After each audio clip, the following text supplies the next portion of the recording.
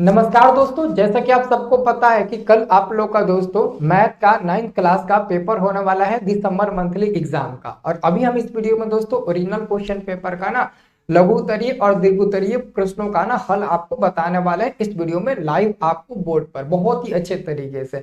मतलब कि 2 नंबर वाला और 5 नंबर वाला जितना भी क्वेश्चन आपको बनाना है मैं बहुत ही अच्छे से दोस्तों बोर्ड पर दोस्तों एक एक क्वेश्चन का सोल्यूशन बताकर आपको समझा देते हैं, आप एक ही बार में समझ जाइएगा। ठीक है, और अच्छे तरीके से दोस्तों आप लोग कॉपी बना लीजिएगा। दोस्तों यहाँ पर देख सकते हैं यही दोस्तों आपका क्वेश्चन है, ठीक है ना। यही दोस्तों आपका क्या है, तो यही आपका क्वेश्चन है। और दोस्तों आगे मैं दिखाने की कोशिश करूं तो यहाँ पर दोस्तों देख सकते हैं ये आपका क्या है, तो लघु उत्तरीय प्रश्न है। देख सकते हैं 1 से लेकर 10 तक लघु उत्तरीय प्रश्न है। किन्हीं 5 प्रश्नों का उत्तर देना है।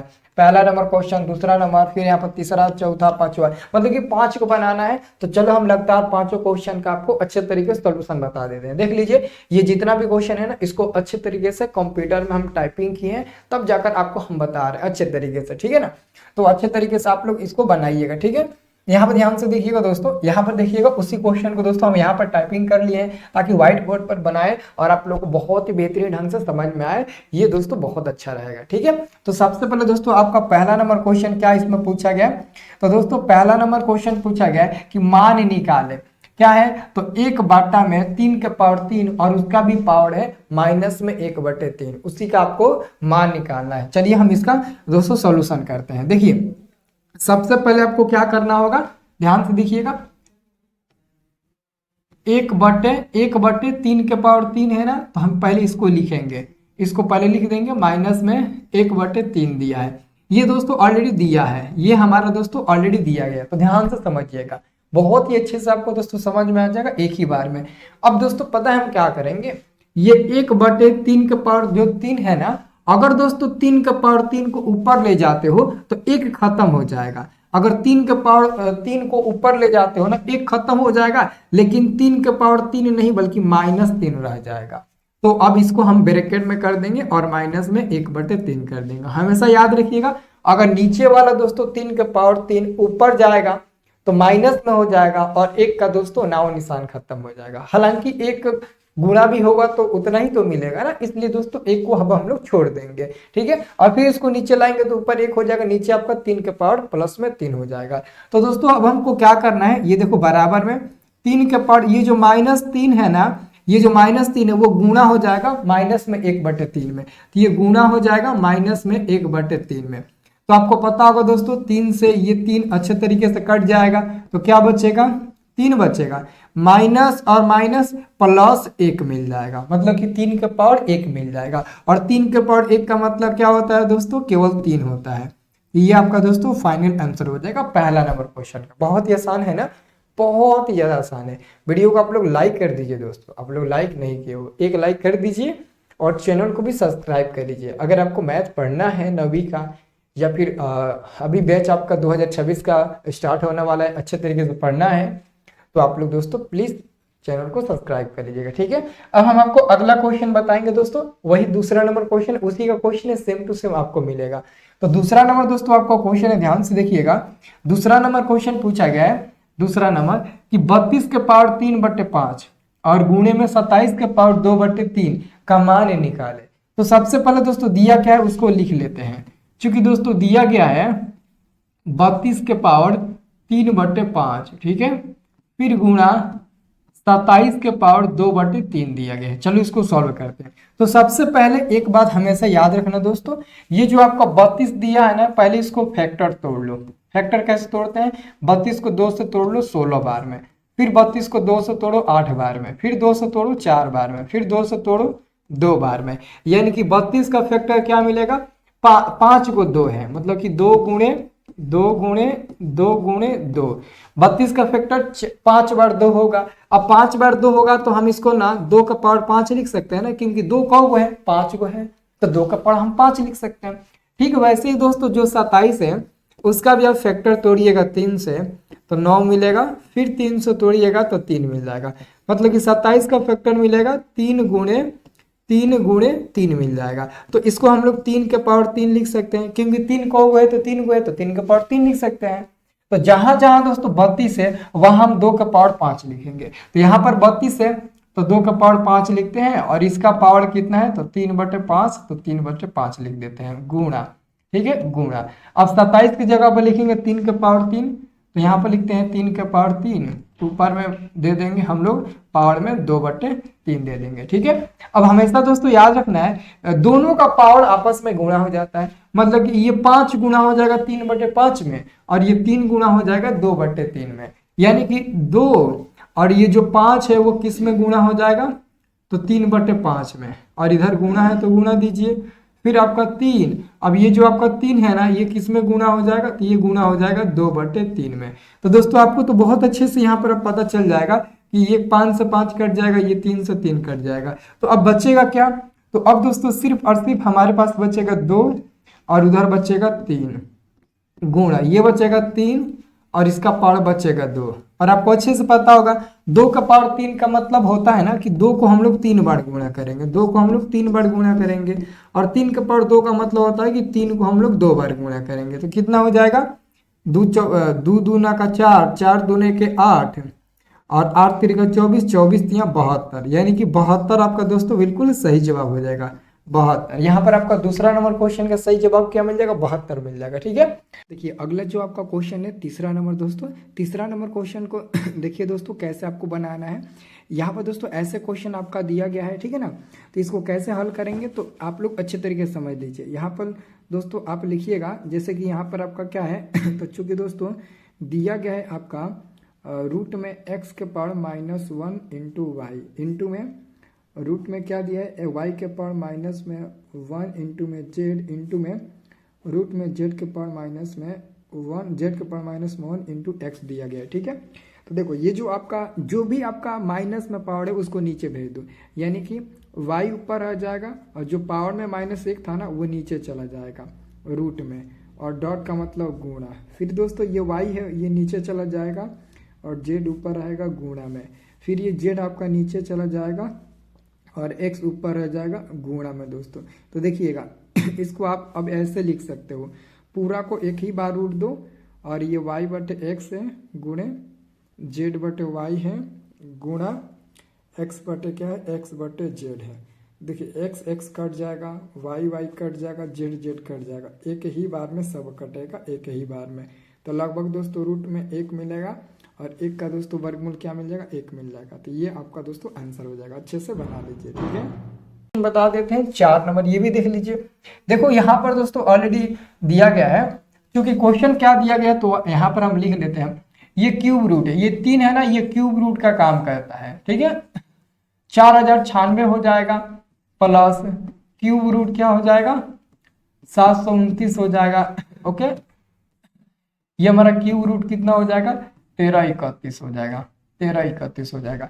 तो दोस्तों क्यूब रूट का मतलब समझिए, देखिए अगर दोस्तों रूट में 4 है तो इसका मान 2 होता है। आपको पता होगा कि अगर रूट में 4 रहता है तो इसका मान 2 होता है, क्यों और कैसे पता है, तो दोस्तों आप लोग जानते हो कि रूट 4 का मतलब होता है 2 गुणे 2, यानी कि यहाँ पर 2 का जोड़ा लगेगा। जब रूट में रहेगा स्क्वायर रूट में तो रूट में 2 का जोड़ा लगता है, तो 2 का जोड़ा लगेगा तो एक आपका बाहर 2 निकलता है, इसलिए 2 हमारा आंसर मिलता है। अगर मैं कहूं कि हमारे पास 8 है और यहाँ पर क्यूब रूट लगा है तो इसका मतलब पता है क्या होता है, ये क्यूब रूट रहेगा और ये जो अंदर में 8 है ना, पहले इसको फैक्टर तोड़ लो, फैक्टर तोड़ लो। जब 8 को फैक्टर तोड़ लोगे तो इस क्यूब रूट का मतलब होता है कि आपको 2 का जोड़ा नहीं लगाना है बल्कि 3 का जोड़ा लगाना है। 3 को एक जैसा होगा तो 1 बाहर निकलेगा, और स्क्वायर रूट का मतलब होता है कि 2 को एक जैसा रहेगा तो 1 बाहर निकलेगा। तो यहाँ पर दोस्तों क्यूब रूट है तो 3 को बाहर निकलेगा, इसलिए इसका आंसर 2 मिल जाएगा। इसका भी आंसर दोस्तों 2 ही मिला, इसका भी आंसर 2 ही मिला, क्यों, क्योंकि यहाँ पर दोस्तों क्यूब रूट है, यहाँ पर स्क्वायर रूट है, इसलिए। ठीक है, वैसे ही दोस्तों 4096 का तोड़िएगा ना तो ऐसे मिलेगा 12 गुणे 12 नहीं 16, अरे यार पूरा मिटा गया, ध्यान से देखिएगा, इसको तोड़िएगा ना तो मिलेगा 16, क्या मिलेगा 16 गुणे 16 मिलेगा, ठीक है।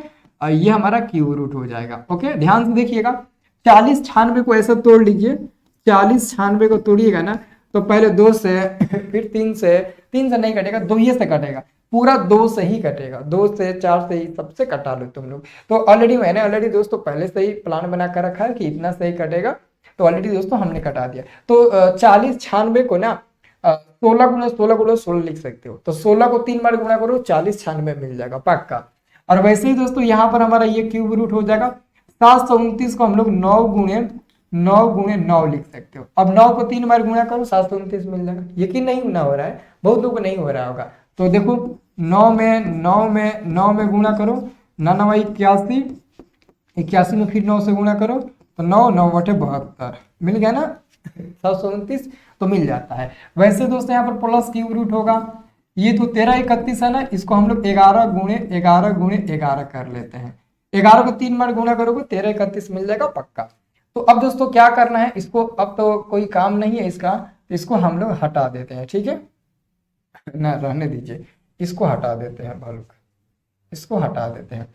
तो देखो अब आप ही बताइए, क्यूब रूट का मतलब होता है 3 का एक जोड़ा, यहाँ पर भी 3 का जोड़ा लगेगा, यहाँ पर भी 3 का जोड़ा लगेगा, मतलब कि एगो 16 यहाँ से निकलेगा, एगो 9 यहाँ से निकलेगा, प्लस है तो प्लस दीजिए, एगो 11 यहाँ से निकलेगा, तो आपको क्या करना है 11 दे देना है। अब तीनों को जोड़िएगा तो हमको लगता है कि 36 मिल जाएगा, और यही हमारा फाइनल आंसर मिल जाएगा, 36 मिल जाएगा, और यही दोस्तों हमारा बिल्कुल 100% सही जवाब हो जाएगा। यहाँ पर देख लीजिए आप लोग, ठीक है ना, जो लीजिए 16 9 25, 25 से 11 आपका 36 मिल जाएगा। ठीक है, अब देखिएगा अगला क्वेश्चन, अगला क्वेश्चन 5 नंबर है, मतलब कि 10 गो है, 5 को बनाना है, तो हम 5 को बनाते हैं, ज्यादा टाइम भी नहीं है दोस्तों, ठीक है ना। ये 5 नंबर क्वेश्चन देखिएगा।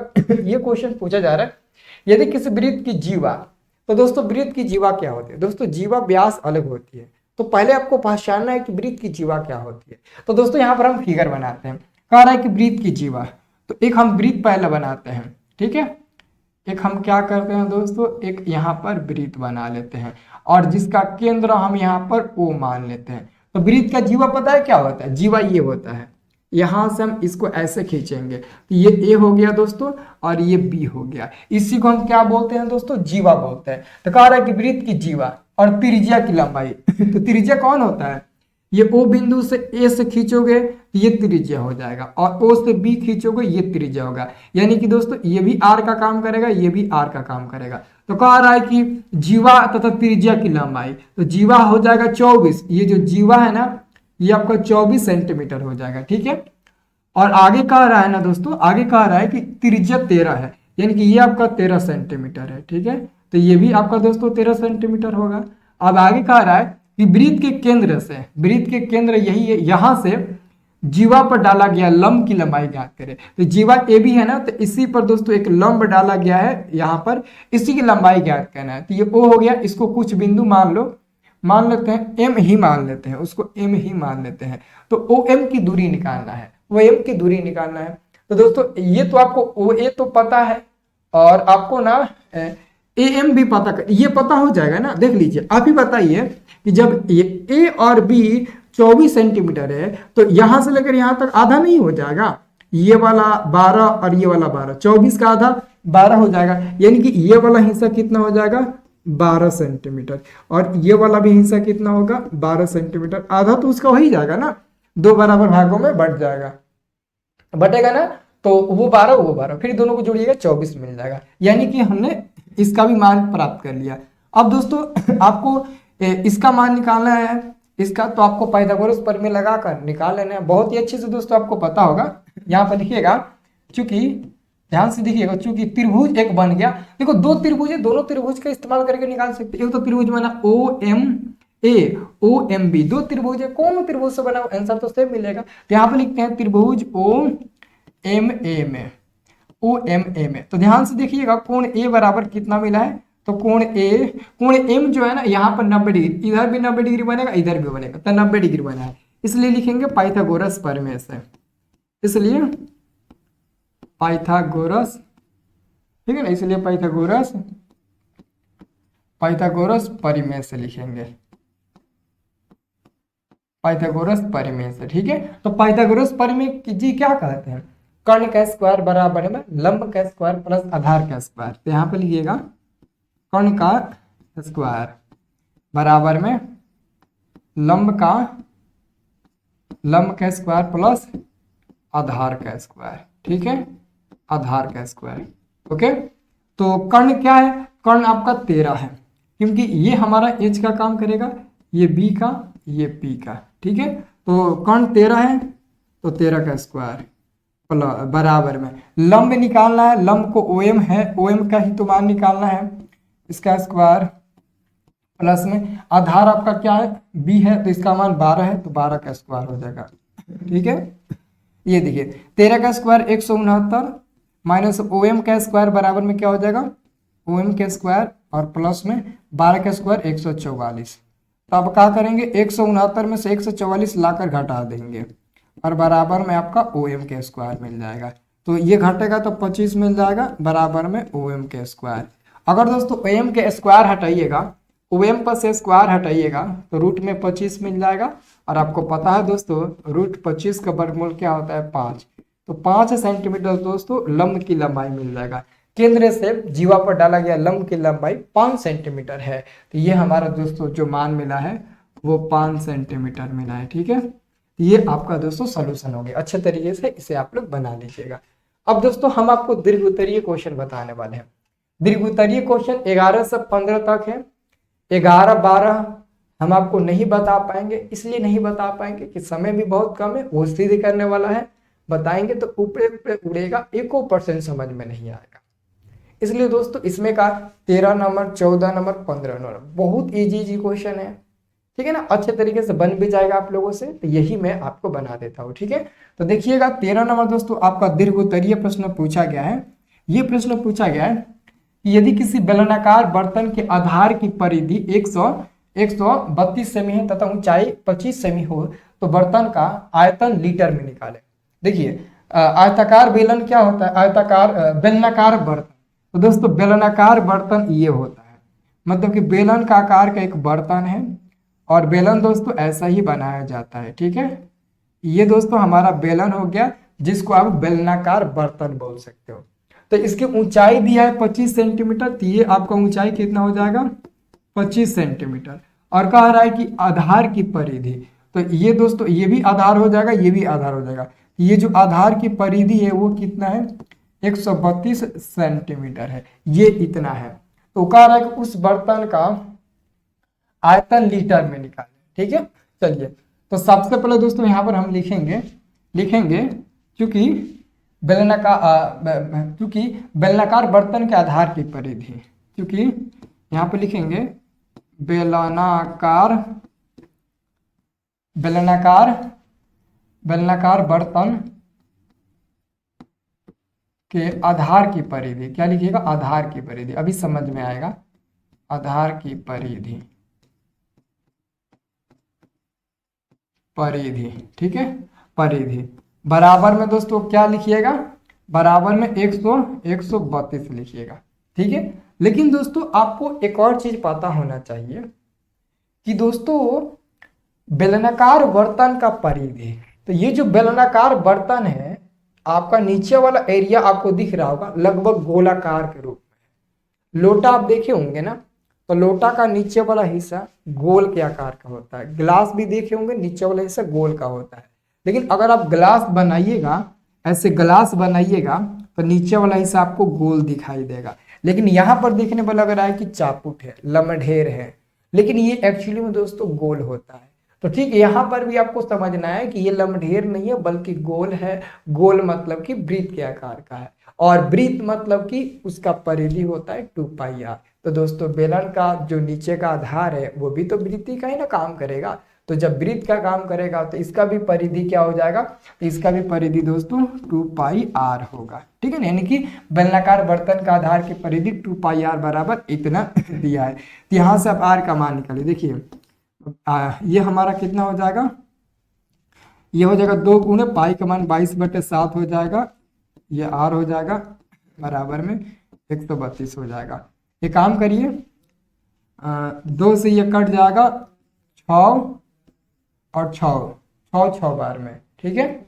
और फिर ये 22 से 66 कट जाएगा 3 बार में, कट जाएगा ना। तो ये r है ना, तो r हो जाएगा बराबर में ये 7 3 से गुणा हो जाएगा 21 सेंटीमीटर मिल जाएगा, 21 सेंटीमीटर ये हमारा मिल जाएगा ना 21 सेंटीमीटर। तो हमने आर का दोस्तों मान निकाल लिया।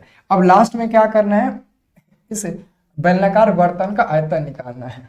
यहाँ पे लिखिएगा, इसलिए बेलनाकार